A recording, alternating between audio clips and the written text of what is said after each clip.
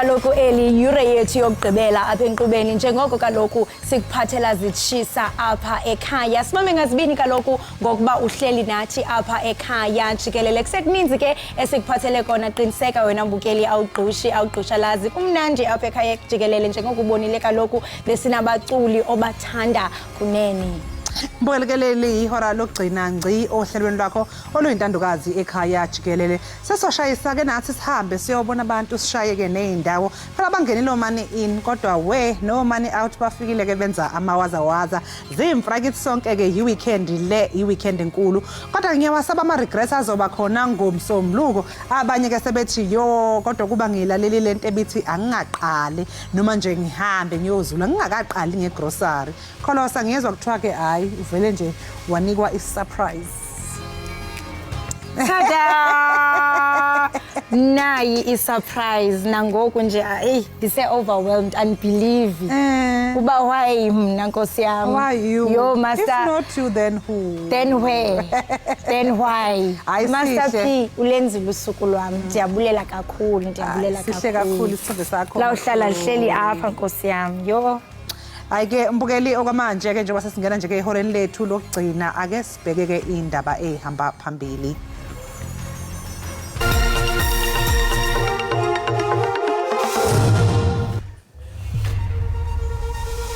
Kuzobe uthi indlela enhle kuzoleka umndeni wakwaMandela namhlanje kuseni. I-Orlando Pirates inyeke impumelelo kumjikelo wokuqala we-CAF Champions League xa iza kube ijamelene neentshatsheli ze-league zaseBotswana iJwaneng Galaxy kwibali Orlando kumlenze wesibini wolungquzulwano ngokuhla kwanamhlanje.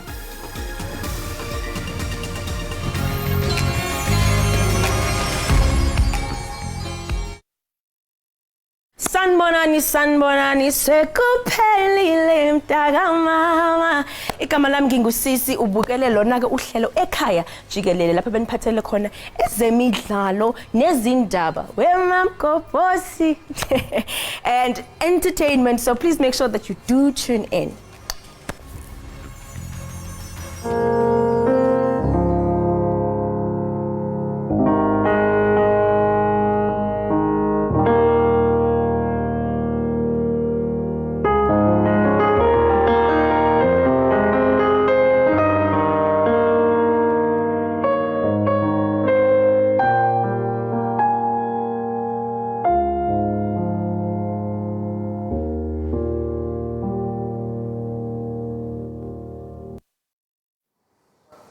Uzobe uvalelisa okugcina kuzoleka umndeni wakwaMandela namhlanje kuseni mbukele.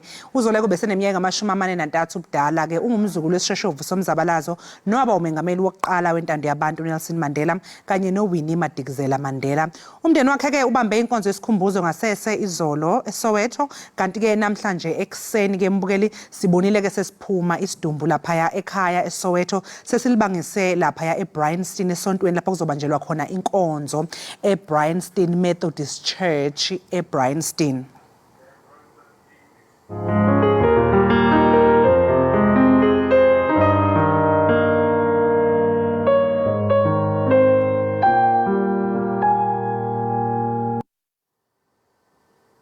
Umengameli uSiril Ramaphosa usememezele ukuthi uAziz Phahad wabe yiphini likangqongqoshe wezobudlelwano namazwe omhlaba uzohlonishwa ngomngcwabo sesigabeni sesibili ezingeni likahulumeni kusasa. uPhahad wendele kwelamathongo ngolesithathu eneminyaka engama-82 ubudala. Umengameli uRamaphosa ube esedlulisa amazwi enduduzo emndeni kaPhahad osanda kushonelwa phela nawo umfowabo kaEsop owabe ungqongqoshe ehhovisi likaMengameli, kanti yena-ke wadlula emhlabeni ngoNtulikazi kuwona lo nyaka. uAziz Phahad uzolondolozwa ke emalibeni iWest Park eGoli. Umengameli Ramaphosa umemezele ukuthi amaflegi aseNingizimu Afrika kufanele aphephezeliswe phansi kuze kubeke kusasa kusihlwa.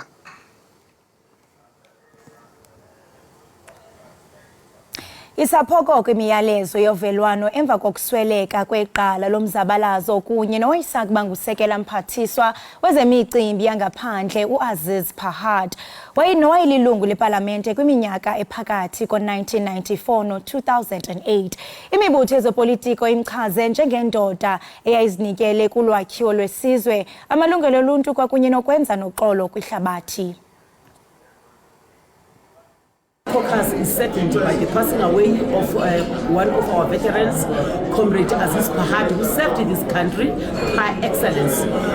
He was appointed as a deputy minister in 1994 to 2008. That on his own is a clear demonstration of his passion, his love and commitment to serve. He played an instrumental role in helping to position South Africa internationally as, an important player in international relations and foreign matters. His legacy is one of commitment to the principles of equality, justice and human rights, and his legacy will forever inspire us to continue the journey toward a more just and equitable society. His love of Afrikaans literature proved to be very useful in early talks with Afrikaner leaders. Wonderful individual who was committed to building our country, and we just trust that his soul would rest in peace and that his family would take comfort from the fact that he had really committed himself to nation building.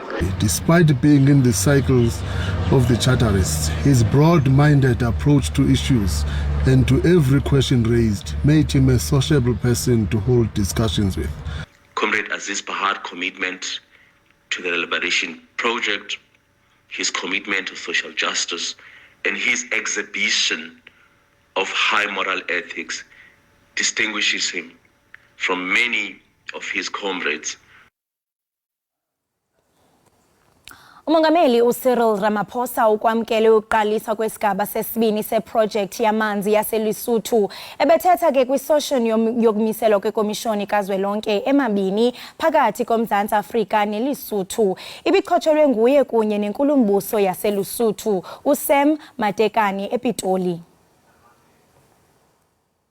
South Africa highly appreciates the cooperation on water resources between the two countries. In particular, we welcome phase 2 of the Lesotho Highlands Water Project.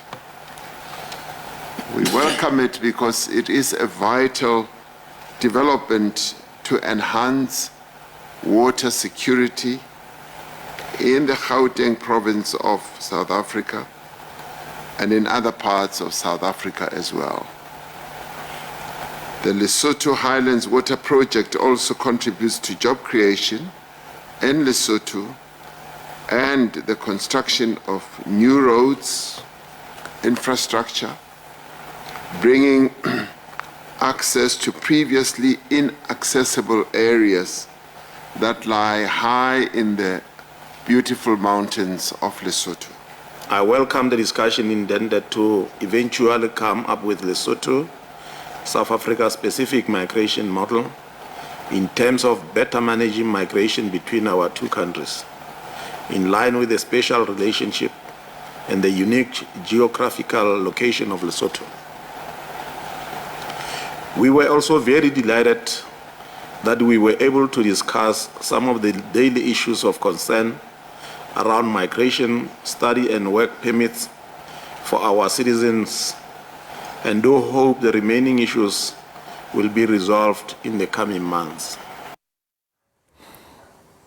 Mbukeli ngoku masithi qhwi kaloku mbukeli sijonge into yokubana kuqhubekani kwisimo sezulu ngaphambi kokuba uphume. Ewe kaloku yi-weekend wonke umuntu ufuna uba mhle, kodwa ke funeka uqiniseke into yokubana uba ufuneka uxwaye udlamini uxwaye ngenene nalo uqikelelo lwemozulu.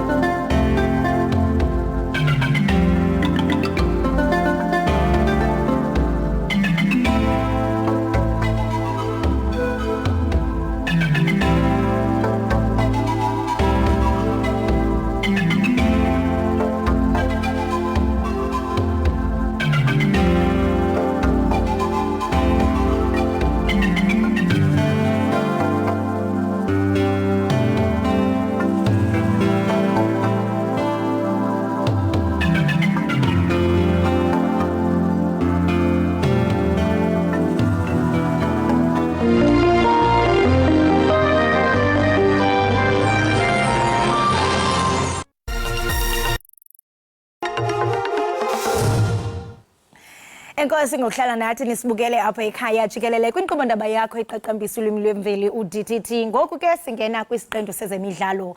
IOrlando Pirates inyeka impumelelo kumjikelo wokuqala weCAF Champions League xa iza kube ijamelene nentshatsheli ze-League yaseBotswana iJwaneng Galaxy kwibala iOrlando kumlenze wesibini wolungquzulwano ngokuhloka namhlanje. iPirates ke iza ngasemva ngenqaku, yona ke kuza kunyanzeleka ifake amabambini ukuze idlulele kwi-group stage yolukhuphiswano. IOrlando Pirates mvanje ijamelene nemingeni eliqela phansi komqeqeshi oyinzalelwane yaseSpain uJose Riviero.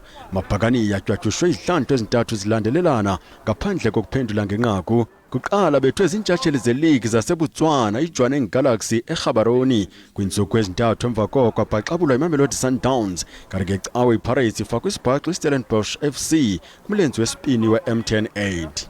We have an important game ahead of us, one of the most important this season, if not the most important, and we're just preparing ourselves for that moment to give our best. Ezigamagebhula zithwaxwa kungavaleli ibhola emnatheni. Kunjalo ziza kujamelana neqela elilushica elafikelela kwi-group stages kwisizini edlulileyo kwakusemva kokothusa izangxa zaseTanzania iSimba FC. Qeqeshi nabadlali bawuqonda mhlophe emngeni abajamelene nawo.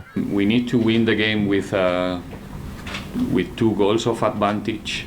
That's the target in the end of the 90 minutes. From the players' perspective, it will mean everything, for us to find ourselves in the group stages so that we can be able to compete with the best the continent has to offer. That is what we want. Ezimnyama ngenkani zaphumelela iCAF Champions League ngo-1995 zafikelela kwifinal ngo-2013. Kwilinga lokugqibela kwisizini ezinhlanu edlulileyo iPirates yakhiqwa kwisigaba sokuqala solukhuphiswano. Njengamanje ke mbukeli ake sibheke ukuthi impela sonto ezemidlalo imi kanjani. Siqala ngokubheka umqhudelwano webhola lombhoxo wendebe yomhlaba oqhubekayo eFrance. Namhlanje ebusuku iAll Blacks izotholana phezulu neItaly eqoqweni uA ngehora le-19 ebusuku. Kuzothi ke kusasa amazwe amabili aseningizimu yeMelika iArgentina neChile akudulisane ke ngehora lesi-3 ntambama. Khona manjalo iFiji yona izogijimisana neGeorgia ngaphambi kokuba kubumbane ihora lesi-6 kusihla. Emidlalweni ke wokugcina kusasa ebusuku ngehora le-9 kuzobe ke kubhekene iScotland kanye neRomania. Bese kuthi ngesonto iAustralia igijimisane nePortugal sekusele isigamu kubumbana ihora lesi-6 kusihla. Bese kuthi amabhokobhoko wona mbukeli azobhekana neTonga ebusuku ngehora le-19 ebusuku. Uma ngabe ke sesingena kwezekhilikithi kuzoba nomdlalo wosuku olulodwa iODI kuyi-All Day International esigabeni sabesifazane iningizimu Afrika izotholana ke phezulu neNew Zealand eHollywood Kingsmead eThekwini uma ngabe ke sekugamanxa ihora lesi-9 ekuseni. Uma ke siphetha singena emidlalweni ke webhola likanobhutshuzwayo kusihla nje ngokugamanxa kwehora lesi-7 iSwallows Football Club izogadulisana namaZulu FC enkundleni ke yaseDobsonville eSoweto.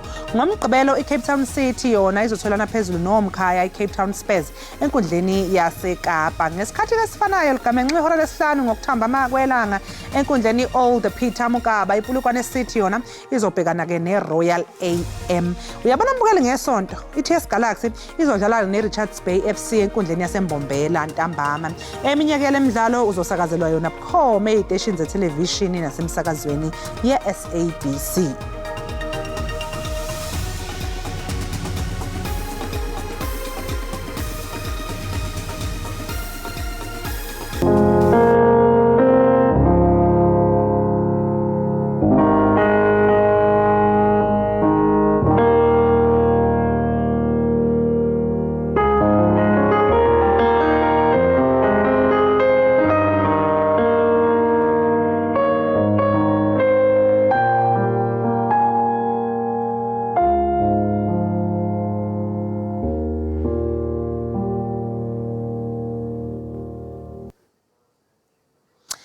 kanti ke mbukeli mangabe sibheka ke lapha ya eBryanston sibheka ukuthi sekuhamba kanjani ke kwinkonzo yomngcwabo kaZoleka Mandela sebefikile ke mbukeli bonke abantu umndeni sifikile ke neHess kanye ke yonke le convoy yeimoto ekade zihamba zilibangise eBryanston zisuke Soweto seyifikile ke njengamanje balapha ya eparking yalapha esontweni iBryanston Methodist Church elapha eduze ke kuka Nicole Way sekubaphethe ke imbali ngiyacabanga ukuthi ke yiwa amalungu omndeni lawaya asemile ke ngaphandle sebelinde nje ukuthi ke bese ke bengena ngaphakathi ke esontweni lapha ozobe seqala khona ke inkonzo yomngcwabo kaZoleka Mandela. uZoleka Mandela mbukeli ungumzukulu weishoshovu phela zangalezi ayikhathi zayilo linkululeko ke okuNelson Mandela kanjalo nomama uWinnie Madikizela Mandela. So khumbula ke ukuthi uZoleka ushiya ngemuva izingane zakhe ezine kodwa yena nje ngokwakhe ngokwesiqu sakhe wayinezingane ke ezisithupha ezimbili zazo ke ezashona enye yashonisa sencane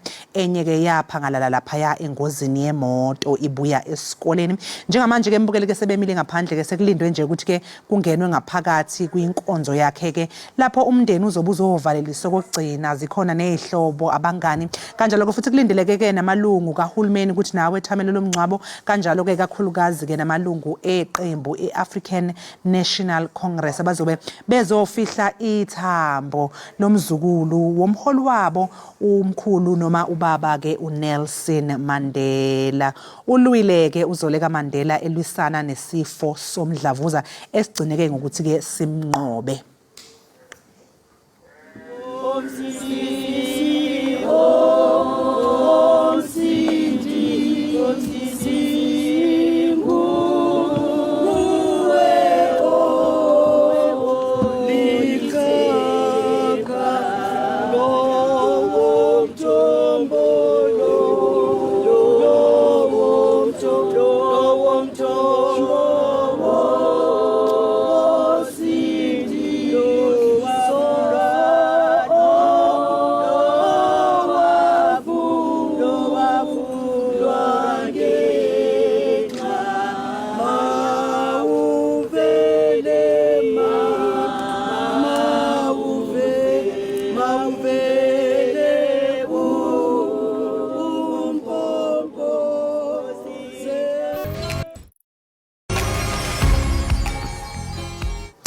Siphinde sikwamukele mbukeli wekhaya Jikelele sibonga kakhulu ukuthi usahlanganyele kanye nathi kusukela kudala ngalesa sikhathi sifika kuze kube manje sibonga kakhulu ke mbukeli seze safika ke isikhathi sokuthi ke sibe nengxoxo nomzu M oshukumisa inkundla ke lapha ekhaya Jikelele mbukeli kuze kube isikhathi samanje ukube nawe ke wembukeli lapha e-studio hayi buzoyibonela ngawakho ukuthi angiqamba uma ngabe ngithi ucamera person udance kwakhumuka isicathulo udirector wohlelo yena wajiva kwakhumuka ijazi hayi angisayiphathi kamdidiyelo loluhle uvele wajiva waziwakhasa phansi yonke le imisebenzi ke kaMzu M umzu uhleli mabhanka wamukelekile ekhaya Jikelele ngikubize kahle yebo sibonga kakhulu ngokuthi usivakashele la ekhaya Jikelele hayi cha usinandiselile uyasinika vele umuzwa ukuthi hayi namhlanje Friday manje nje awusitshele ngomzu M uqhamuka phi umzu nanokuthi nje ufinyelele kanjani ekutheni uzuqale ucule. Okay ngiqhamuka eAlexandra ngizalelwe lapha ngakhulela lapha so yonke into yami ehlangene nje nearts kanye umculo ngiqala Alexandra high school introduced by my best friend Ekhaya so yonke into iqale lapho then mangiphume high school I was always interested kwi-art. I did drama classes. After drama classes I think 2 years later I was part of a theater production company Alexandra. That's when I decided I can do a solo career because I was well trained I believe. Yes. Vocally okay now I think I found myself because you know what mawulele lokishini ekuculeni ujwayele nto ucula ngevayivaya ngithi but mawufika theater you get to be yourself because mina yinto enganayo you understand but mangifika lapha things were smooth for me. I was able to understand my own voice plus I'm interested in writing the African way so yonke leyo nto nje from lapho.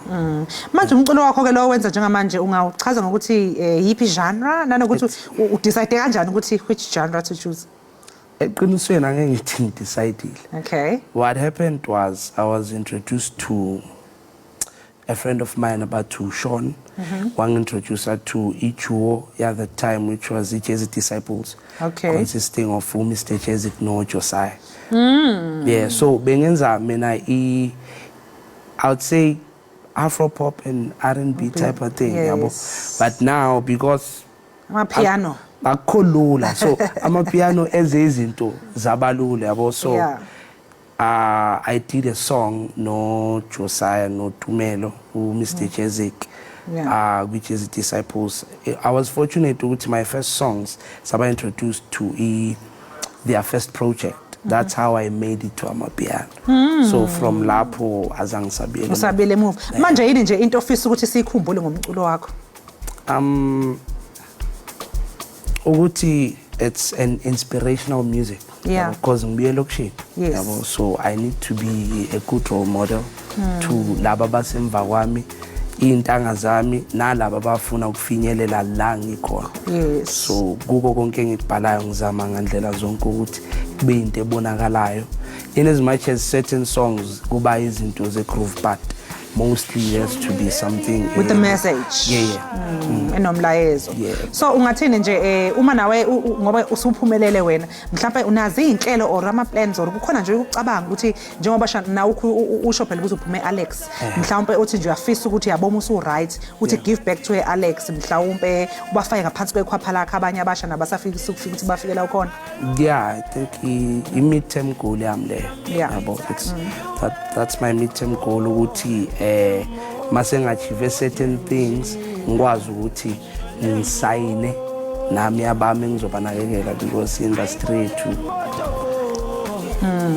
manje thina nje ubukhuluma ngeindustry nje yini mhlawumbe ongathi abantu beindaba nje thina njengama journalist or indaba or media in general ingakwenza ukuzisize abaculi mhlawumbe abasafufusa njalo njalo? I think ukufikelela endaweni efana neAlexandra yabo giving them opportunities abangaba nawo njengoba mention ukuthi mhlawumbe ama journalist or mhlawumbe abantu abafana nawo ukuthi mawune mhlawumbe mawungakwazi ukuthi ufinyelele endaweni efana naleya ube nezinto nazo maybe certain connections in network yakho ungayuza ukuthi expose labo bantu. I think into ngayo manje ke wethu from here for umzu zikhipha boma what you release you record next week Friday zikhipha i-album single le ngiqale ngayo mayizuzu. Okay. Next week Friday. So bangalindelani ke phela funeka uyidayise phela doda la ngakubona usho ngamathu wethu nje funeka uyidayise lapho utshela phela audience ukuthi ngalindelani kule album nokuthi itholakala kanjani.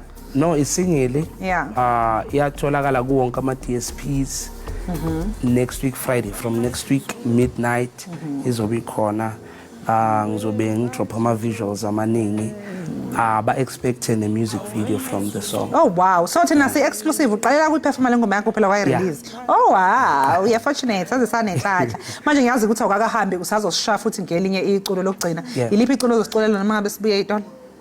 Imapula. Imapula. Yeah, Mapula. I was featured by you past 929. All right. Hayi sabonga kakhulu ke Mzu M nokuthi usijavise ke la ekhaya Jikelele. Siyazi ukuthi awakahambi imbukelobe ku Mzu M ebesixoxisana naye akahambi ke uMzu umbukeli sothi nje qhu ngapha ngaseyitolo mawadama ngabe sesibuya ke uzobe ke sesinikeza umculo omnandi ungalingeke uphuthelwe.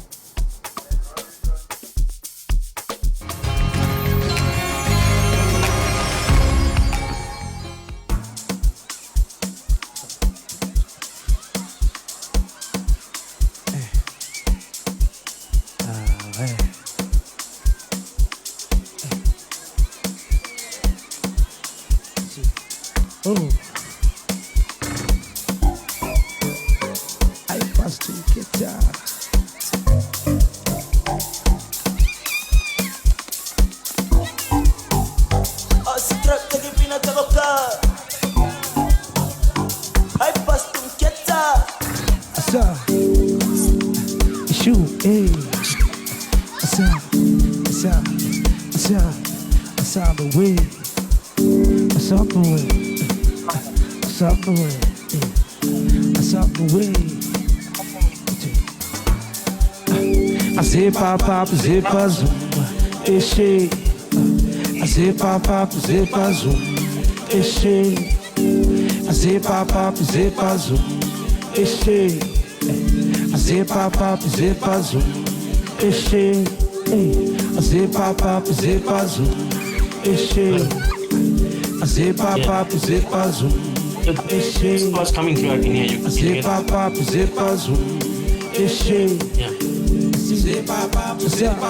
Hey, eshe. Zipa papa. Mina ngithanda lenzizwe. Mina ngiyoqonya lenzizwe. Angibonile ntombi emazweni. Bayibuza uqomile, ayona khoshile. Bayibuza ngibonile, ayona ivumile. Ayibona iyamwezela, iyayithandela. Iyamwezela, yena yena. Kodwa nenga, ayifuni ngothando. Yona nenga, nuwele mayibabo. Ayiphaphula, ayiphaphula. Yazi ngiyakuthanda ukuthi awuboni ukuthi unenkani uwele phaphula. Yazi ngiyakuthanda ukuthi awuboni ukuthi unenkani uwele phaphula. Yazi ngiyakuthanda ukuthi awuboni ukuthi unenkani awuthando lonke. Awuthando lonke.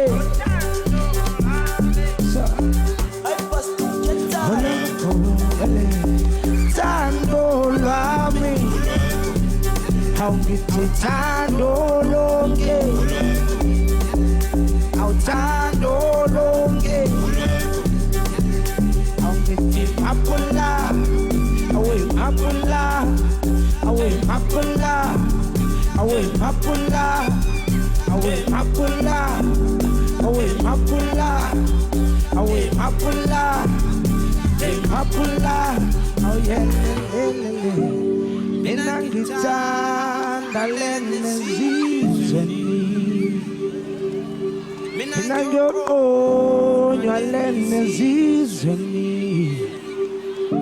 Ngibonile intombi emazweni. Bayibuza uqomile, ayona khoshile. Bayibuza ngibonile, ayona ivumile. Ayibona awu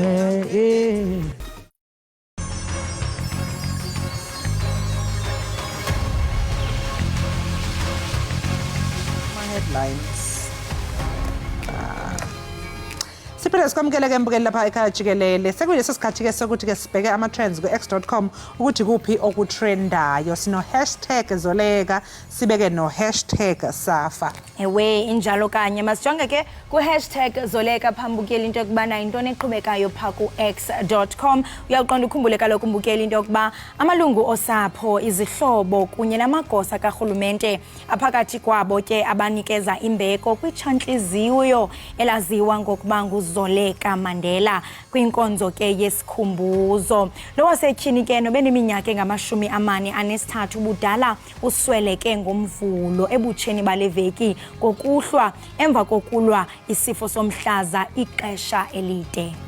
Abazili-ke mbukeli bahlangane Soweto phela izolo ntambama bezohlonipha-ke umzukulu wey'ngqalabutho zomzabalazo uNelson Mandela kanye noWinnie Mandela.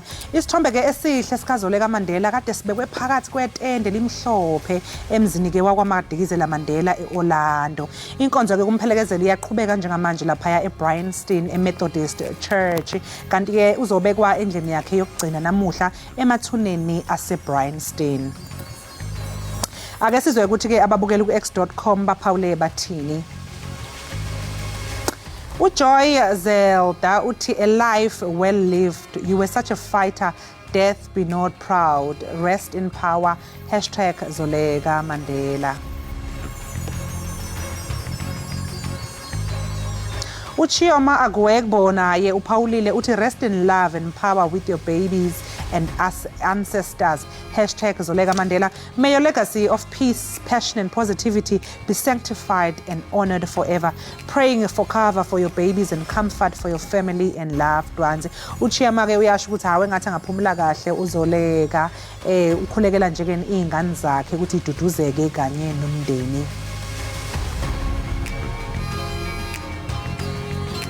Lauren K. Clark Oshidokbana, this is truly heartbreaking. Rest in the garden, beloved. #South Africa, #Mandela, #Zoleka Mandela. Ngabantu ke abo phako x.com bephokoza amazwi enduduzo ngakuye kaloku uZoleka Mandela. Chungcembe sijonge abanye babhale besithini phako x.com. Ashley uyatsho into yokubana I am really touched by Zoleka Mandela's death. Her kids.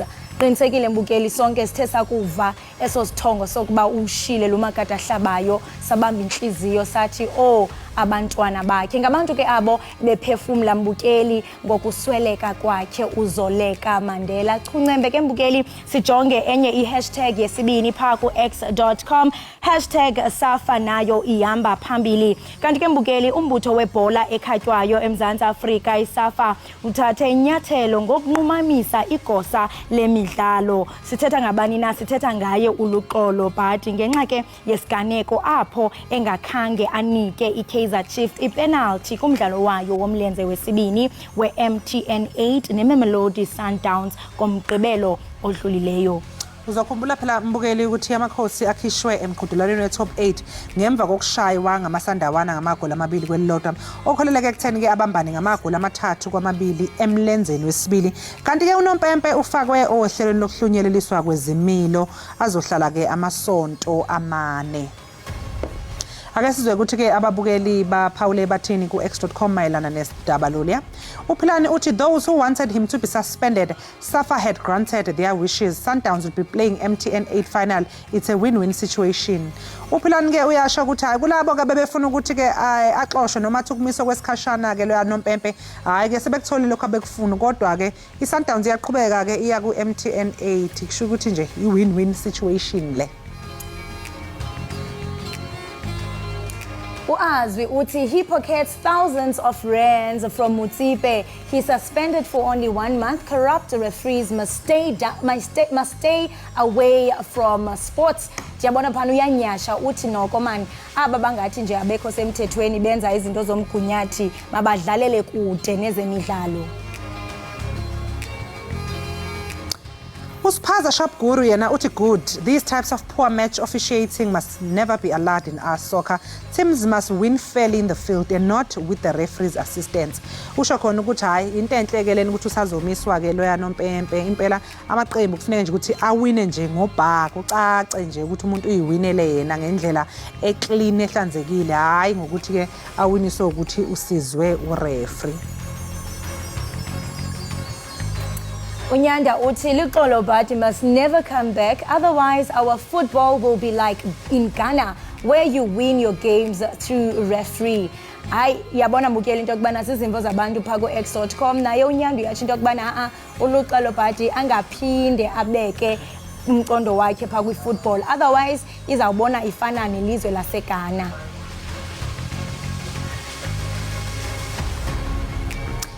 Hayi ke mbukeli ke sesigoqa lapho ke ezama trends. Khumbula ke mbukeli ukuthi lembono ngiyababukeli ngakho ke iSABC kanye nekhaya jikelele angeke bakhuluma noma ke baphawula ngokukhononda ke kungase kuvele ngayo. Okwamanje ke makholi nasisi nje ke qunga seyidolo sizobuya emva komzuzwana.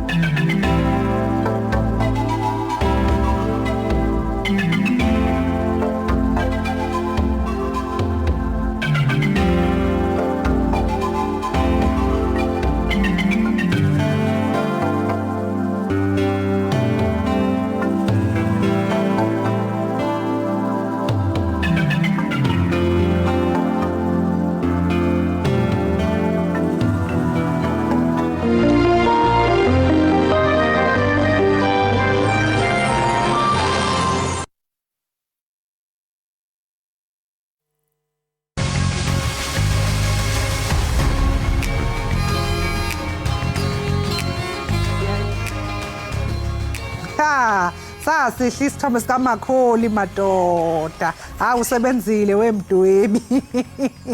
Hayi, we won't hear the end of it mabeshabela ngesingisi. Kuyoze kushaya umsombuluko sisakhuluma ngaso lesi sithombe ngendlela esihle ngayo mbukeli. Sibonge kakhulu ngokuthi ke nihlanganyele kanye nathi namhlanje lapha ekhaya Jikelele.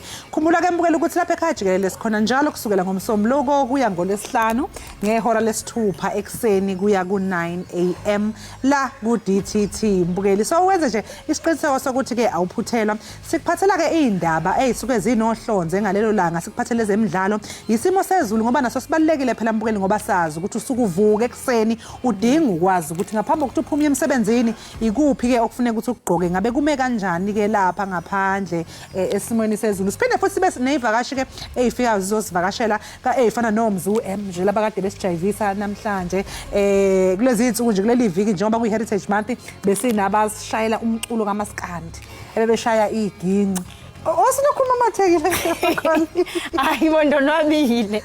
Ndonwabile konke thina. Kukonwaba nje wena namhlanje. Namhlanje ke usuku lokugcina ke lokurepha ke iHeritage Month.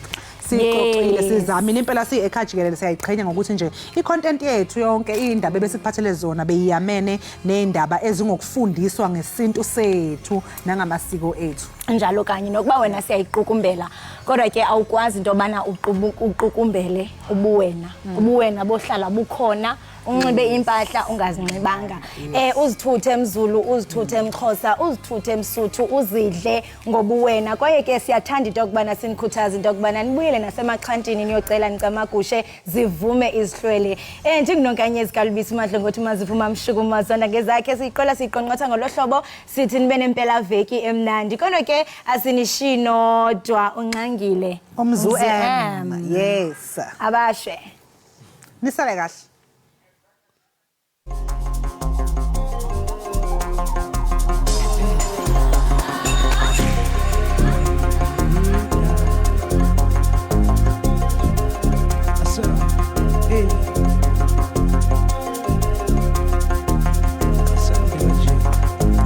Yo, yangena.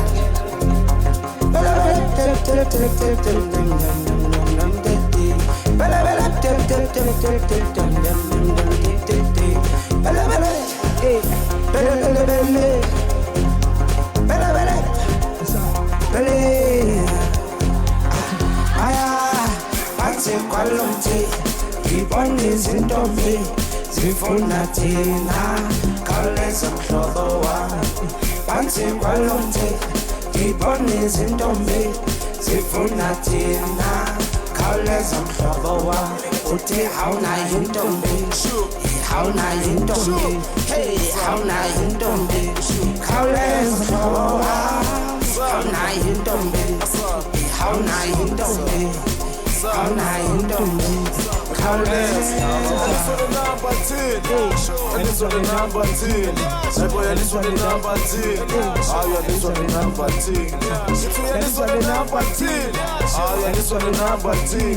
Hey boy, and this one the number 10. What's up? Uxolo wemfundisi. Elungiswe nti. Sibongo wakasuma. Hayibo elungiswe nti. Izolo mthathu usini. Amisele sathi afike ngabona upholo hayibo ngicela nti kodwa le number 10 liyasho le number 10 liyasho le number 10 liyasho Elizwa le number 10 Elizwa le number 10 liyasho elizwa le number 10 asabe ngumshisa hamba nayo uzuma ona bayangishunta buka bayangizuma ngifuna lamagupta bathi manje gcwele igupta ayigcwele ivene ayigcwele ibona asiyafika nje yalizwa le number 10 yalizwa le number 10 yalizwa le number 10 yalizwa le number 10 yalizwa le number 10 yalizwa le number 10 yalizwa le number 10 asiyafika nje uxolo wemfundisi elungizwe nti sibongo waka uthi elungizwe nti izolo mthathu usini abusele sathi afike ngabona upho cela ungizwe ngithini yalizwa le namba lithini yalizwa le namba lithini yalizwa le namba lithini isasuka nje yalizwa le namba lithini yalizwa le namba lithini yalizwa le namba lithini haya phansi balomthini ngibona izinto mbi zifuna thina khawuleza mhlobo wami